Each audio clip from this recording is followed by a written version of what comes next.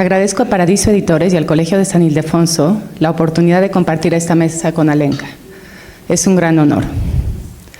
Hablar de Alenka Zupančič es adentrarse en una de las voces más brillantes y únicas de la filosofía contemporánea.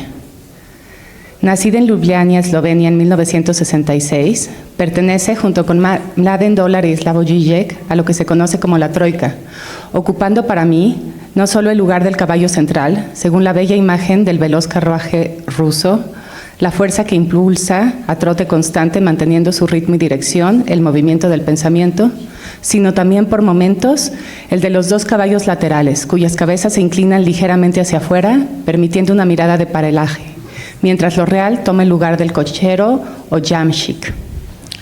Filósofa y teórica psicoanalítica, se gradúa de la Universidad de Ljubljana en 1990 y obtiene un segundo doctorado por la Universidad de París 8 en 1998.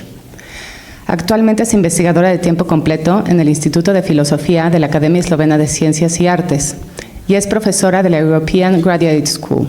Asimismo, publica en la revista Problemi de la Sociedad de Psicoanálisis Teórico y en la serie de libros de la editorial Analecta. Su primer libro, Ética de lo Real, Kant Lacan, aparece en el año 2000 y 10 años más tarde, Prometeo lleva este libro al español acercando su pensamiento a los lectores latinoamericanos. Le siguieron La sombra más corta, la filosofía del dos de Nietzsche, en el 2003, cuya edición en español será presentada mañana por Paradiso Editores, y 5 años después, en 2008, Sobre la comedia, Un extraño en casa, traducido por la misma editorial en el 2012 también. Ese mismo año, la North Summer University publica ¿Por qué el psicoanálisis?, que Paradiso edita en 2013, incorporando una conferencia adicional, El doble y su relación con lo real. Zupančič visita México por primera vez en 2013, invitada por Paradiso y la Universidad Iberoamericana para ofrecer una serie de conferencias junto a Mladen Dolar, reunidas en el libro Ardillas a las bellotas. Después vinieron ¿Qué es el sexo?, del 2017, Que se pudran, el paralaje de Antígona, en el 2023, editado al español en el año siguiente por la editorial Sexto Piso, libro que será también presentado mañana por la tarde. Su libro más reciente, Disavow, fue publicado por Político en el 2024 y su traducción al español llegará pronto de la mano de la editorial argentina Caja Negra. Leer a Alenka ha sido un cambio paradigmático para mi elaboración teórica y práctica clínica. Su escritura posee una capacidad increíble para dar forma a los márgenes del pensamiento, produciendo en quien la lee una sensación inacible, la de percibir lo infinito y irreductible que al caer queda suspendido. De la ética de lo real y el minúsculo intervalo dentro del ser, el amor como comedia y la idea de diferencia mínima, como aquello que posibilita el amor que funciona, la ontología del sexo y su lectura del cine de Ernest Lubitsch, su interpretación de lo traumático, lo incestuoso y lo violento en el acto de Antígona, hasta ese lo sé bien pero aún así, que caracteriza a las sociedades contemporáneas que hacen del saber un fetiche. La obra de Alenka abre dimensiones imposibles en un mundo que está olvidando cómo desear. Gracias, Alenka, por recordarnos desde tu escritura y tu pensamiento que pensar sigue siendo una forma de desear. Le doy la palabra. Yeah, thank you so much, Maria, for this really generous introduction. How should I call it? And of course, I would like to thank my really dear friend Alejandro Cerda, who is also with Paradiso, who brought me here the first time and now again.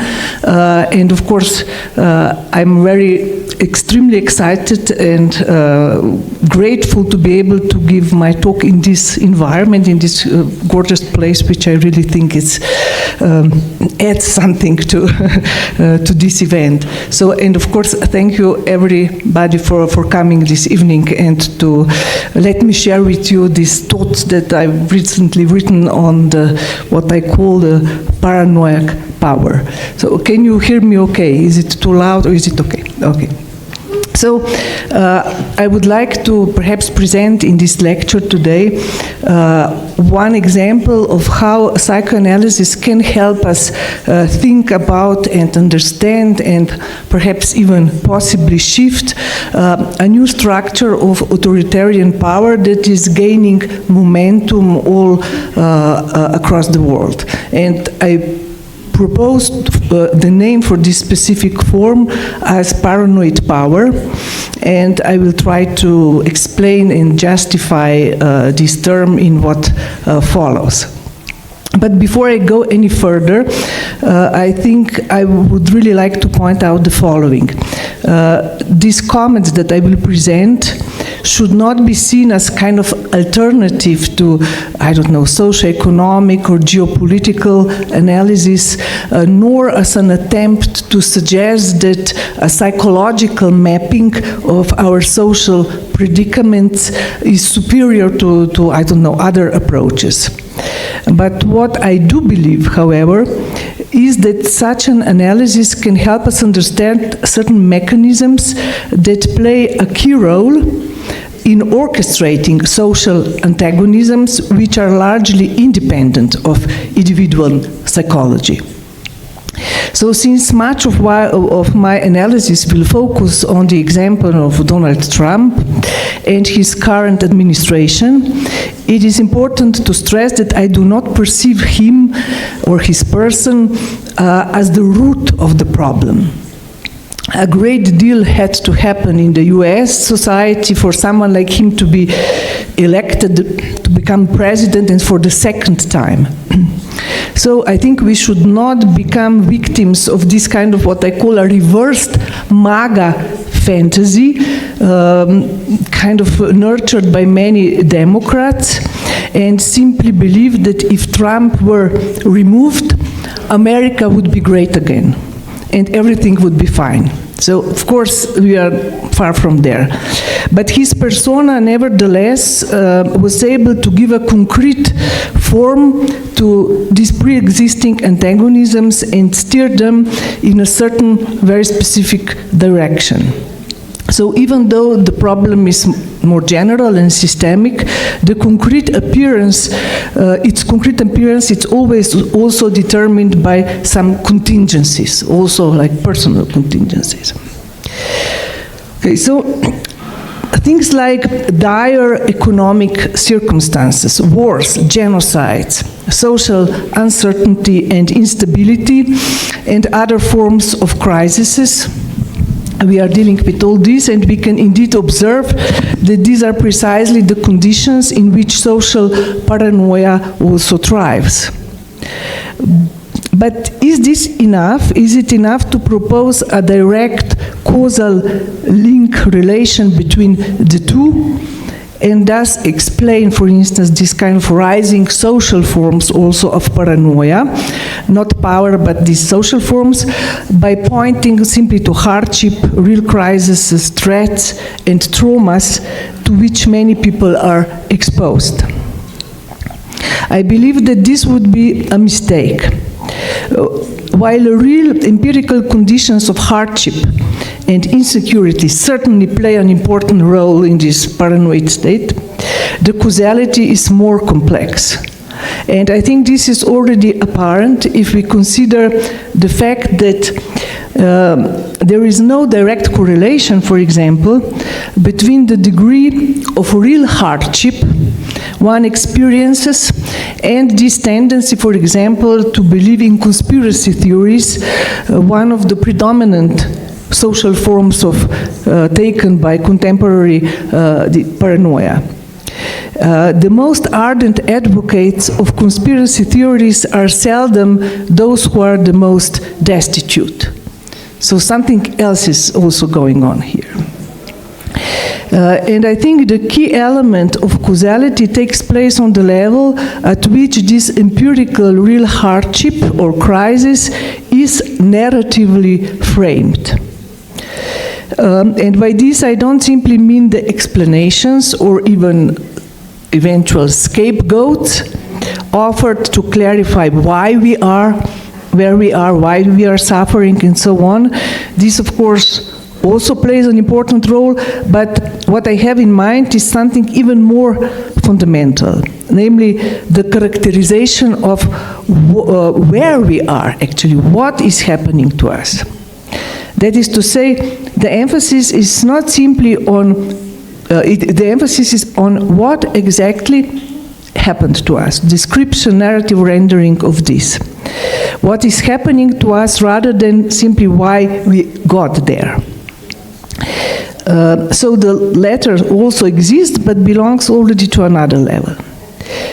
To put this in other terms, what is at stake is a narrative rendering designation of harm, of the status of our wounds, which then opens up a whole new playground or platform on which our hurt exists also socially in relation to others, even if we don't experience it directly.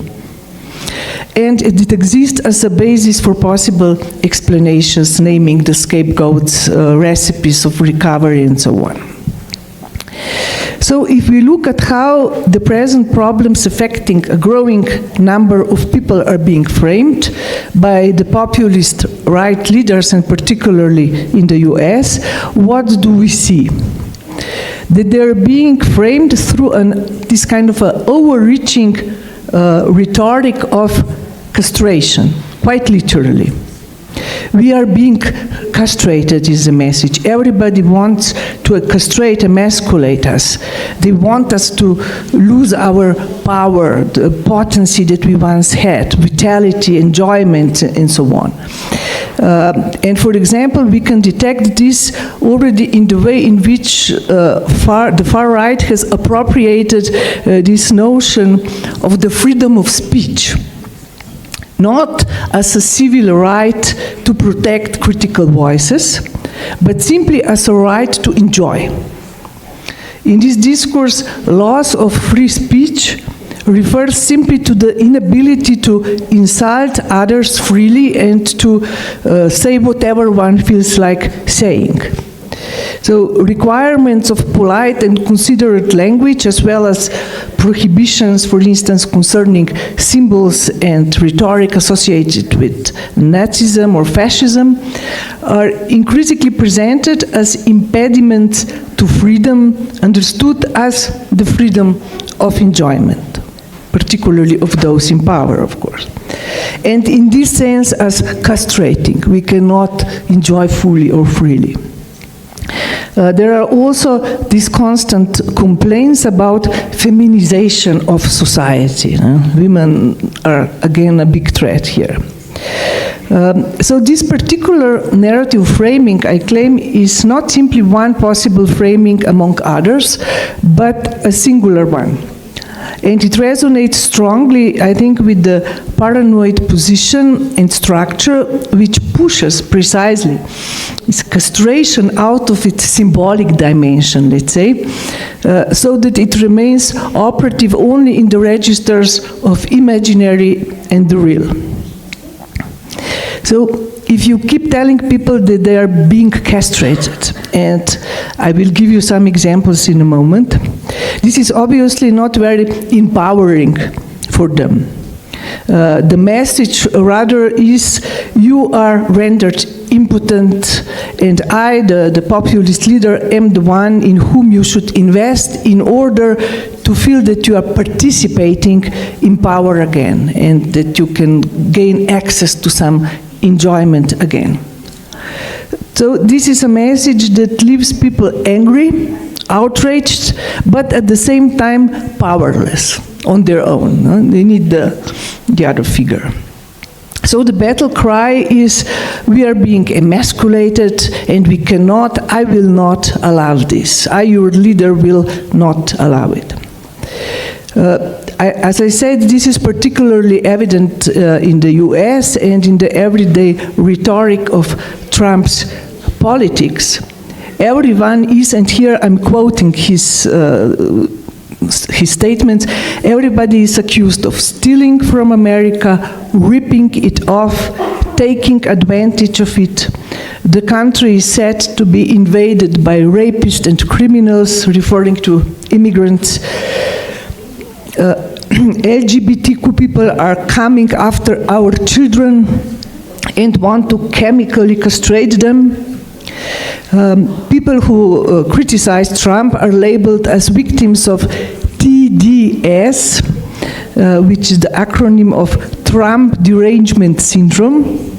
allegedly making people lose their rationality when it comes to Trump, which is one of the ways how the paranoid power or presupposition of the far right is projected onto the opposition. They are being paranoid. Oh, they are fearing Trump. But since this TDS is also the acronym for testosterone deficiency syndrome, this naming then performs kind of a double function. So it accuses the other side of paranoia while simultaneously suggesting their emasculation, their being already weak and so on. And I think it's also very fascinating to observe to what extent the economy, the border, foreign policy, and domestic affairs, they all become highly sexualized in this discourse. This is not me talking about, it's everything. This is a worldview which involves a highly sexualized positions and also this opposition, crude opposition between powerful and weak, invoking and relying again on fantasies of castration. So I'm not attempting to provide kind of a deeper psychoanalytic reading of these rhetorics by pointing to some underlying threat of castration. No, on the contrary, this rhetoric is quite explicit on their part. The new authoritarian leaders themselves are the ones shouting castration, emasculation, and so on, and use this trope precisely to mobilize people. So, if anything, they are the amateur psychologists pressing or trying to press the right buttons in the population. But there is another very interesting and peculiar trait at work in this instrumentalized threat of castration. Namely, that the immediate threat is not presented as coming from some other competing power, but rather from those who are already seen as emasculated and weak. Immigrants, women, trans people, name it. Of course, there is also this suggestion of some other agency like deep state or Brussels orchestrating the emasculation from behind the scenes, but the important point is that the weapon of this other agency is not simply power or force, but spread of weakness, making everybody weak and succumbing to this kind of mood. So, being weak or emasculated is seen as contagious. And this is also something that Freud pointed out in relationship to paranoia. You can actually catch it, you know, it's like a virus. So weakness it's contagious, and it immediately corrupts the nature of the strong and powerful. It's enough to be in touch with it somehow. And I think this is why, for example, a simple mention in schools and kindergartens of the existence even of gay or trans people is deemed capable of immediately corrupting the eternal and innate nature of children, turning them all into gay or trans people. You know, there is this fantasy. And this is an interesting paradox. They claim at the same time that sexuality is really rooted in the deepest layers of our nature, so there is this biological thing, but at the same time they also believe that a mere glimpse or knowledge about gay sexuality would have the effect of immediately turning everybody gay. So, and again, this is precisely this logic of being contaminated by mere contemplation or observation of something that you consider as the weak other. Similarly, immigrants are persecuted precisely when they are already at their most vulnerable.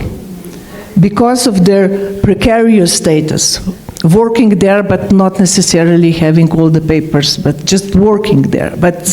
So they are really vulnerable because of this precarious status, and this is where they really get, and why they get attacked. Not simply as representatives of some other alternative potency of power.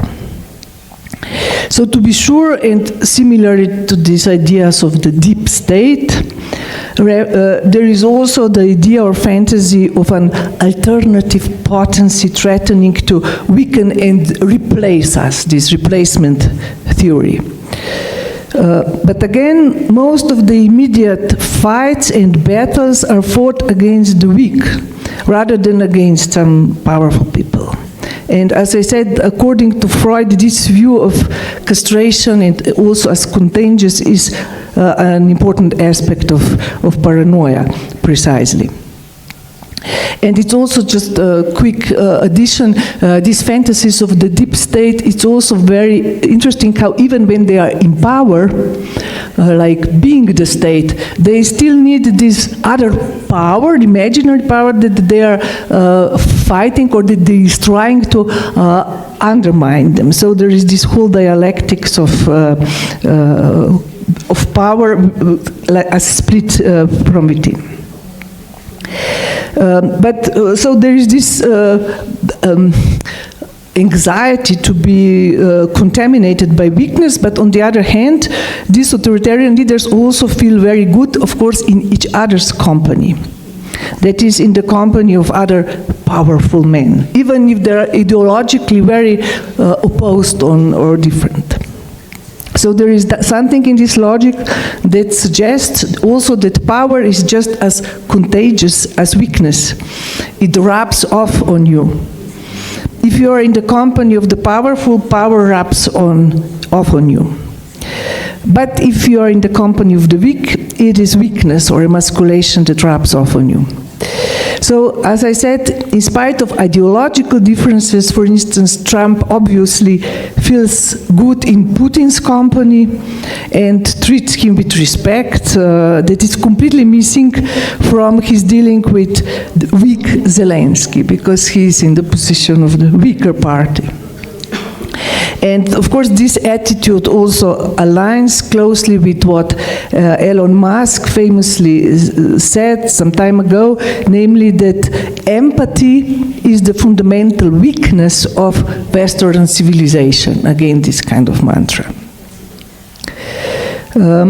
But perhaps it should be stressed that the truly detrimental aspect of this position is not only or simply the alliance of the powerful against the so-called weak, but rather that this rhetoric and imagery of power obfuscates a very different reality. Namely, precisely that this power is fundamentally a paranoid power. And also a power of paranoia, which only makes it more rather than less dangerous. I'm not saying that there is no danger, on the contrary.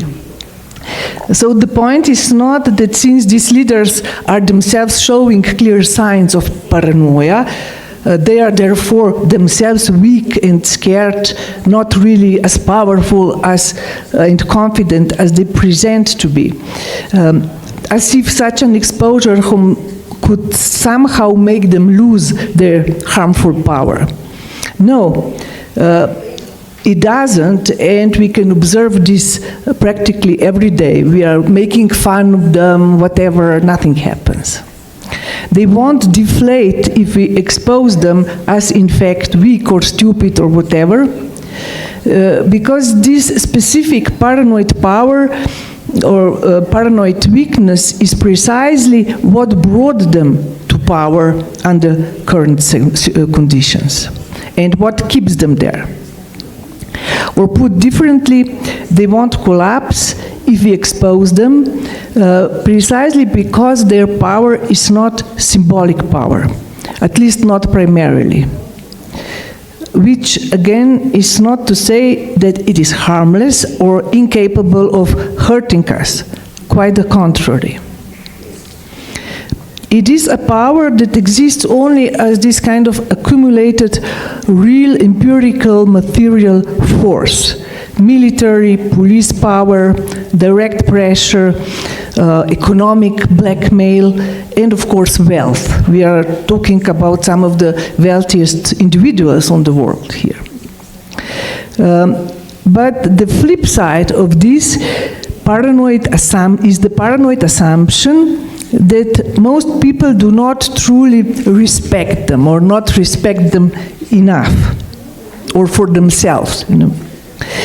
And again, the infamous Trump-Zelensky Oval Office showdown in February is a clear example of that. If you remember, then Trump kept humiliating Zelensky and at the same time accusing him of not being respectful enough, of not showing enough respect. This kind of, where is this confidence if you ask them to be so respectful? So, this old adage that the respect cannot be bought or forced into existence is of course true, but in the case of paranoid power, this truth only leads to increased display of force in search of the other's breaking point. So you just accelerate and amplify the force. My friend and colleague Mladen Dular concisely formulates Hannah Arendt's reflections on authority. Namely that symbolic authority essentially functions as a kind of postponed threat, a suspended force or violence. So it works as authority only for as long as it does not need to directly deploy force. The moment it does, authority loses authority in a certain sense. So we could say that in relation to this kind of symbolic authority, authoritarianism, this paranoid power, starts at the opposite end. It actually begins as an already lost authority in this symbolic sense. It usually starts with force and the realization of threats. It's not just threats, it's let's do things.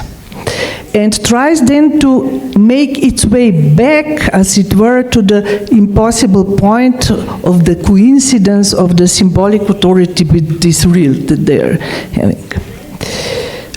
So in authoritarianism, authority is always over-realized, we could say.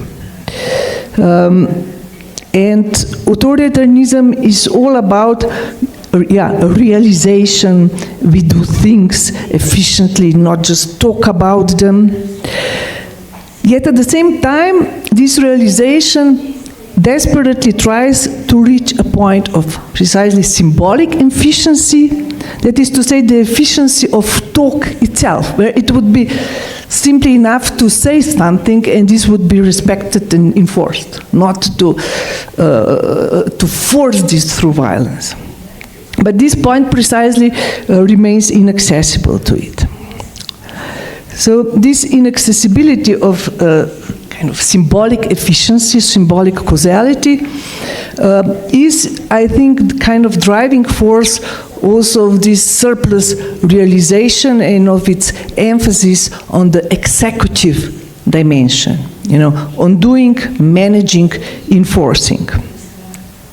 And as a matter of fact, this flood of executive orders that we are witnessing from the very beginning of Trump's mandate is a need that drives this particular authoritarian order, which operates through a peculiar combination precisely of paranoia, but also perversion. I'm not sure if I will have time to go into this, but the more passionately this kind of authoritarianism tries to reach the point of symbolic authority, the more violent it becomes, the more raw force it deploys.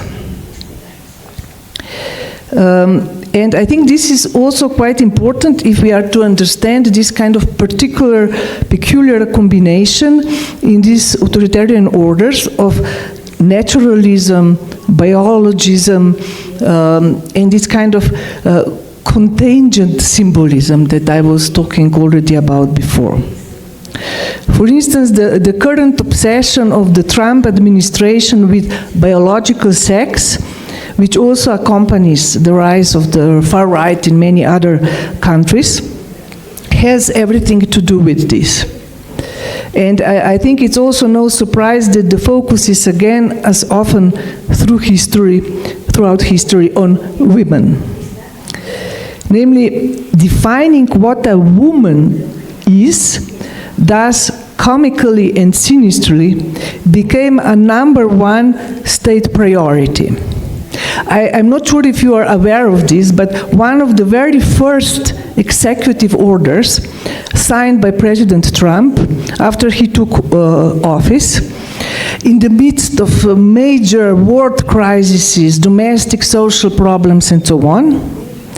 So one of the first executive orders was titled "Defending Women from Gender Ideology Extremism and Restoring Biological Truth to the Federal Government." I really like this formulation, restoring biological truth to the federal government. So this was an executive order that was urgently needed. And the way this order goes about this goal is well illustrated in its Article B. There is this Article B which says, I quote, "Woman or women and girl or girls shall mean adult and juvenile human females respectively." If you don't understand this, it's not you. I mean, it just doesn't mean anything, actually. It's this kind of tautological formulation. But you see, but still it needs to be there in the formulated. And of course, I don't know, from those who are perhaps a little bit familiar with Lacan, I think Jacques Lacan, it is difficult not to see in this pirouetted definition the impossibility that Lacan pointed out in his famous dictum, the woman with this capital W does not exist. That is to say, woman does not exist as a complementary signifying counterpart to men that would simply kind of complement their masculinity or something. It doesn't exist as a binary signifier. I know Lacan is often accused or psychoanalysis of binarism, but the fundamental thesis here is precisely no, there is no binary signifier. Which is at the same time something quite unacceptable for this specific reactionary worldview based on fantasies of complementarity and certain kind of completeness of enjoyment. And it is a fact that the imperative to make the woman exist on a signifying level as a complementary counterpart to men has always played a role in the most brutal repression of women. Women have historically been repressed not simply by erasure of their symbolic identity, but by being assigned one, by being told what they are and what that means. So it's not simply, identity is not necessarily liberating in this case. Okay, I won't go into this specific aspect of new power any further. Today, instead, in what remains of my lecture, let me move on to another aspect of this authoritarian power. And I will continue with the example of Trump. And this is because today I think Trump is no longer simply a person named Donald Trump. He has actually become what Gilles Deleuze would call a conceptual persona or conceptual character, or in another register, a brand name for a certain kind of politics, a certain way of doing politics. And this brand, of course, extends far beyond the individual and is spreading rapidly in many countries. And it is not simply that other politicians and leaders imitate his style, his inconsistency and extravagance. There is also something a bit more complex and interesting taking place as the relationship to him. And for instance, NATO chief Mark Rutte recently referred to Trump as a daddy who sometimes has to use strong language. You probably remember this. And this kind of relationship is also, and I will return to this, quite important in this power games and power mapping of power that is being installed right now all over the world. And Trump is also providing a roof or a backing and trust for this slightly different brand of reactionary political agenda, which, for being less extravagant as Trump, less blatantly ridiculous, more rational, so to say, is in effect no different or less catastrophic. So in many also European countries, right-wing politicians who may appear less extravagant are quick to profit from the Trumpian winds, promoting in their own countries extreme hate-filled political agendas that only a short time ago would have seemed impossible and unacceptable. So the norms have shifted, and so did the reason, so to say. And I also believe that this is the crucial element of this kind of geopolitical dynamic that we are witnessing, that what is happening here is that people like Trump kind of personally takes upon himself the contradiction deeply embedded in this brand of politics. He embodies the contradiction, carries it proudly, thereby also allowing the rest of us to disavow it. And at work here is a very strong and often sickening complicity between Trump and what once passed for a moderate center-right, no, not as extravagant as him. And I think a very good place to see this, to analyze this complicity and the way it functions, is actually the speech that Trump delivered at the Charlie Kirk commemoration rally, if you've perhaps seen it. I think it's almost a textbook or laboratory case of Trump's stepping in and offering to embody, let's say, the most striking contradiction that emerged with this particular situation, with this murder and so on. He embodies it in order to consolidate his followers around his particular political agenda.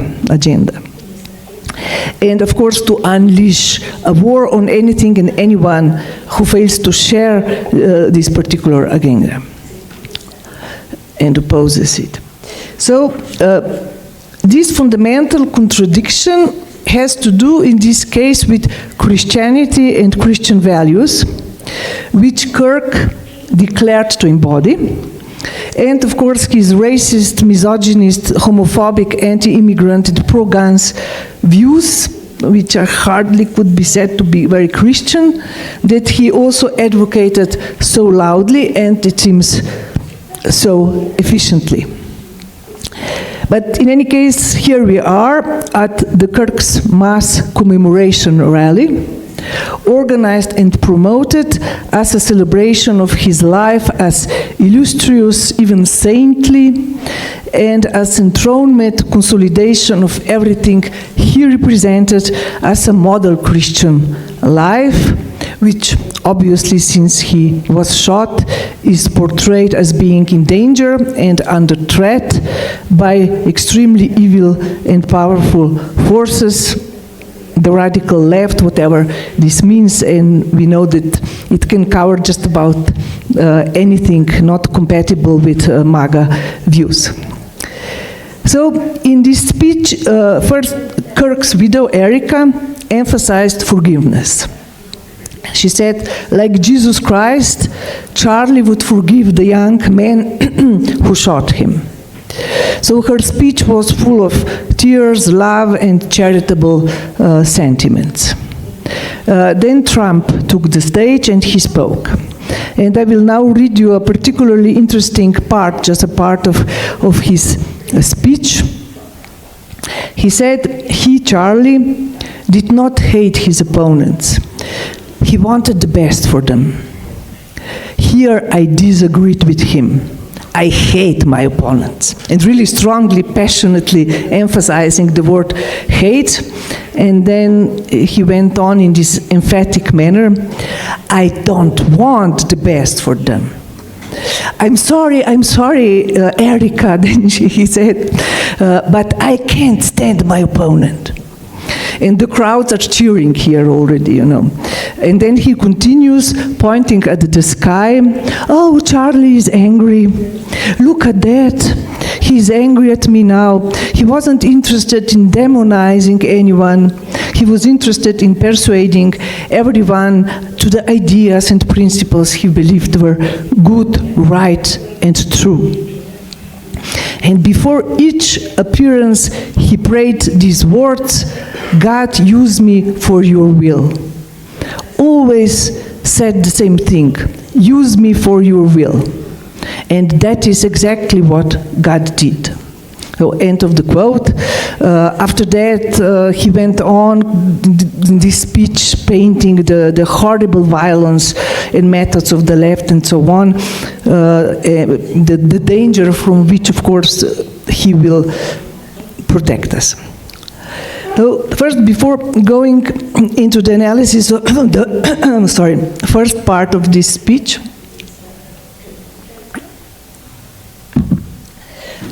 let me just point out a properly perverse, indeed sadist, penchant of this emphasis on Kirk being just the willing instrument of God's will.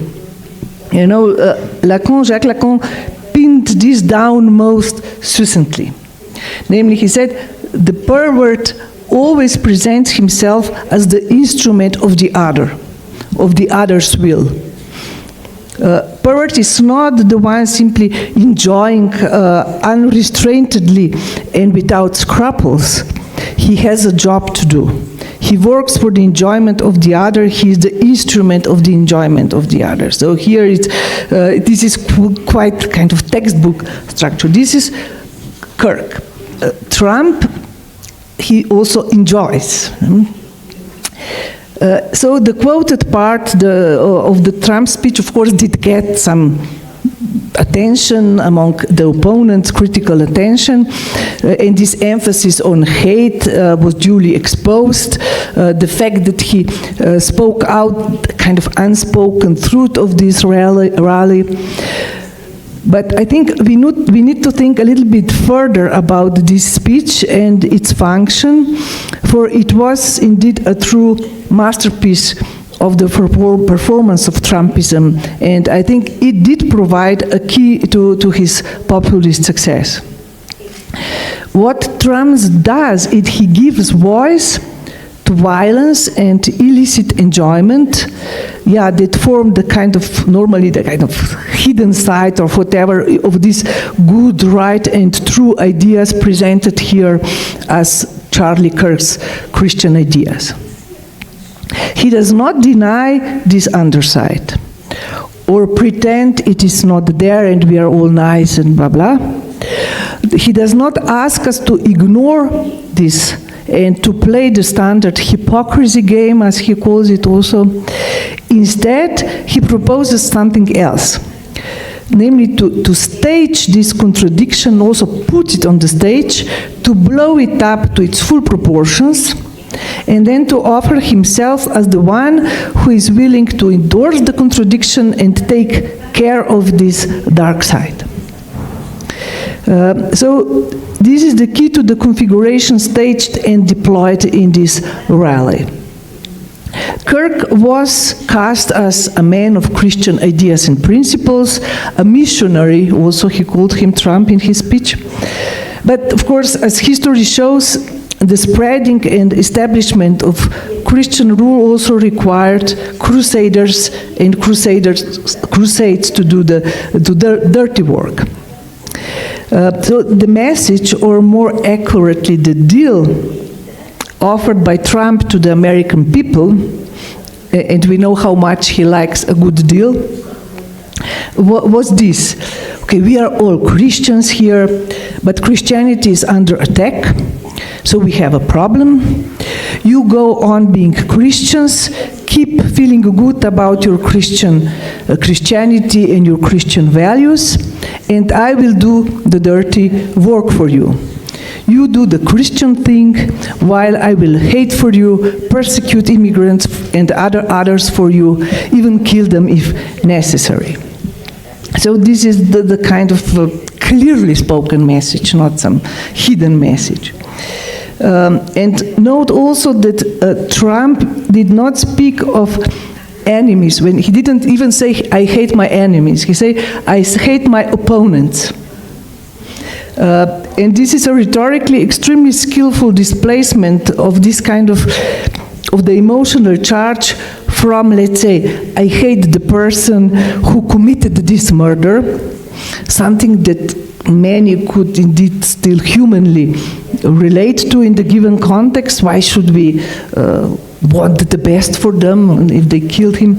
But he used this and displaced to a far broader arena, far broader terrain, encapsulated in this final formula. I hate my opponents, I can't stand my opponent. There's everybody who is not in agreement. So I think what this perspective, this analysis allows us to see is precisely that it is not enough to complain in disbelief about how Trump manages to get away with inconsistencies and contradictions. He does not prevail and stay in power in spite of these inconsistencies, but because of them. Or more specifically, because of how he wraps them into a political deal or complicity that he is offering, and that many people out there are quite eager to buy. And here we encounter again this kind of paradoxical structure of disavowal that I was discussing a bit yesterday. I also wrote this book about it, put in direct political use. The disavowal is not denial. It is not, you say, I know very well this is so and so, but then you go on doing the same thing. This knowledge is completely powerless. So the contradiction, for instance, in this case, between Christian love and hatred is out in the open, no longer secret or obfuscated. We know all about it, and therefore we can go on to ignore it. So, okay, so it is. And in this sense, Trump is indeed like a fetish. Disavow fetish, perverse fetish that enables his supporters to disavow the ugly side also of this new kingdom, while fully acknowledging it at the same time. So we are all even cheering for it. And so I really think these contemporary forms of disavowal do not work in spite of our knowing that this is bad, but nevertheless, but because of, with the help of this knowledge, with the help of the declaration of this knowledge. And I think this is precisely why it is also short-sighted to claim, as some on the left do, that Trump is actually not so bad because at least with him we know where we stand, since everything is spelled out. I think such a view ignores precisely this power game, perverse power game of disavowal. If knowing it all only helps us ignore what we know and to carry on as before, then the joke is on us. We are no better off because of it. So in the case of Trump as conceptual character, I think we could also speak as of a fetishization of inconsistency. The inconsistency and contradiction, again, are not hidden, suppressed, or obfuscated. On the contrary, they're blatantly and shamelessly paraded by this leader figure as his trademark. So he states, as you've seen quite directly, I'm a Christian and I hate everybody who crosses my way. This is just literally said. So if we simply rush to expose this contradiction or inconsistency, I think we miss the point completely here. He is meant to embody, stage, and perform these two things at the same time. To not only display the other side of this Christian rule and make us comfortable with it, but also to bring this hidden side to the surface, viewing it into the surface, and thereby, I would say, transforming the configuration from that of classical repression, like verdrängung in the Freudian sense, when something is pushed out from reality, repressed, precisely to disavowal, where it is part of the surface, but precisely as such, completely inoperative, powerless to shock us or to produce something. And the effect of this maneuver on many other Western leaders, and particularly European leaders, at least this is what I see around me, is quite stunning. Namely, apart from those who directly embrace Trump's positions, and of course a few who remain fully critical also in their actions, the great majority have a far more intimate, perverse, complex relationship with Trump. They buy into the deal he proposes, even if they roll their eyes when he speaks, you know. There is a lot of this. And one of the clearest and the most disturbing, I think, manifestations of this logic came when German Chancellor Merz recently remarked that Netanyahu, while killing tens of thousands of Palestinians, was doing the necessary dirty job for all of us. So we should be quiet and grateful for this. I mean, this literally was what he said. And I think this is an extremely troubling complicity. In this framing, we Europeans can go on living with our lives and clinging to our precious, delicate European values, while the bullies will do the dirty work for us all across the world, including in our states. And a really dirty work at this. I mean, we are talking about genocide here. So, I don't know, I will conclude here. I don't have any kind of easy solution. I think many things would need to change in the global geopolitical configuration to dismantle this sinister complicity. And of course, those of us who are not particularly thrilled by fantasies of how the rise of the far right will make the world great again are almost numbed by the spectacle of everything simply going to hell. We sense that we are living in imminent proximity to catastrophe, except that for many, catastrophe is already their reality. And we can actually watch it play out live. So the belief that the present bullying politics can protect us from this destiny, from this same thing happening to us, if only we are willing to accept the price of such protection, the necessary dirty job and so on, is profoundly mistaken. Not only for the obvious reasons, but also because also this kind of paranoid power tends to turn very quickly, obviously, against its own people and its own allies, as we can also see in the case of the United States.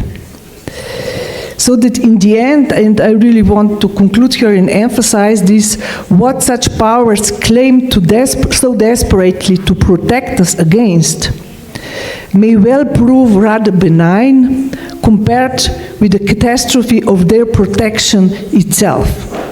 This catastrophe is very real, and we are really deeply involved in it. So we really should need something as saying, no, thank you very much, we don't need this security and protection. Okay, thank you very much. I hope this was not too long. Technical.